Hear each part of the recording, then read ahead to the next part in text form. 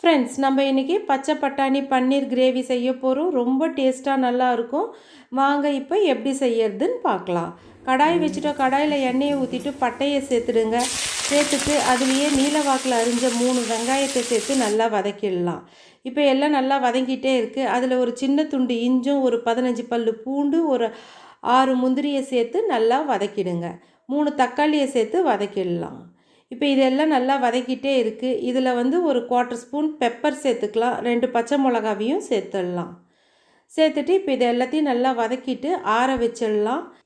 இப்போ ஆறிடுச்சு. இதை மிக்சி கிண்ணத்தில் சேர்த்து நம்ம அரைச்சிடலாம். அதுலேயே 4 பன்னீர் பீஸை சேர்த்து அரைச்சிடுங்க. இப்போ இதை நம்ம அரைச்சிட்டோம். பேன் வச்சிடலாம். 4 ஸ்பூன் எண்ணெயை சேர்த்துடலாம். பன்னீரை சேர்த்துடலாம். பன்னீர் சேர்த்துட்டு 1/4 ஸ்பூன் மஞ்சள் தூளும் உப்பு 1/4 ஸ்பூனும் சேர்த்து நல்லா ஃப்ரை பண்ணி எடுத்துக்கலாம். கோல்டன் ஃப்ரை வர அளவுக்கு நம்ம ஃப்ரை பண்ணி எடுத்துக்கலாம்.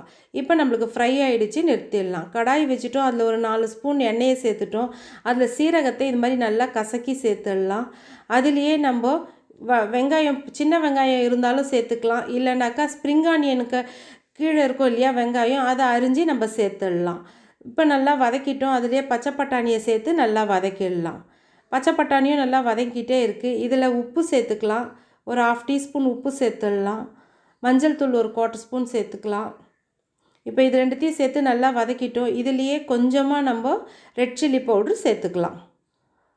இப்போ அதில் தயிர் சேர்த்துக்கலாம். கெட்டி தயிராக சேர்த்துக்கிட்டோம்னா ரொம்ப ருசியாக இருக்கும். புளிக்காத தயிராகவும் இருக்கணும். நம்ம அதுக்கு மேலே இருக்கிற அந்த க்ரீமோடு அப்படியே சேர்த்துடலாம். இப்போ எல்லாத்தையும் சேர்த்துட்டோம். இதை ஒரு தட்டு போட்டு மூடி வேக வச்சுக்கலாம் ஒரு 5 நிமிஷத்துக்கு. இப்போ எல்லாம் நல்லா வெந்துட்டுருக்கு. இப்போ இதுலேயே நம்ம அரைச்சி வச்சுருந்த அந்த பேஸ்ட்டை சேர்த்து நம்ம கலந்து விட்டுடலாம்.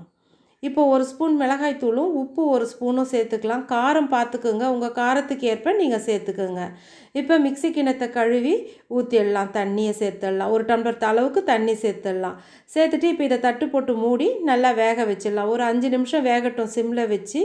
இப்போ வெந்துடுச்சு எல்லாம். இப்போ அதுலேயே நம்ம பன்னீரை சேர்த்துடலாம். பன்னீரும் சேர்த்துட்டு நல்லா கலந்து விட்டுடலாம். இப்போ எல்லாம் சேர்த்து நல்லா கலந்துட்டு ஒரு 5 நிமிஷம் கொதிக்கட்டும். இப்போ எல்லாம் நல்லா கொதி வந்துடுச்சு. இப்போ இதுலேயே நம்ம ஸ்ப்ரிங் ஆனியன் இருந்தாலும் சேர்த்துக்கலாம். இல்லைன்னா கொத்தமல்லியும் பொடியாக அரிஞ்சு சேர்த்துடலாம். சேர்த்து கலந்து விட்டுடலாம். நம்மளுக்கு பச்சை பட்டாணி பன்னீர் கிரேவி ரெடி ஆகிடுச்சு. நீங்களும் இது மாதிரி ட்ரை பண்ணி பாருங்கள். ரொம்ப டேஸ்ட்டாக நல்லாயிருக்கும். ட்ரை பண்ணிவிட்டு எனக்கு கமெண்ட்டில் சொல்லுங்கள் எப்படி வந்ததுன்னு. இன்னொரு புதிய வீடியோவில் உங்களை சந்திக்கும் வரை உங்களிடமிருந்து விடைபெறுவது சங்கீதா.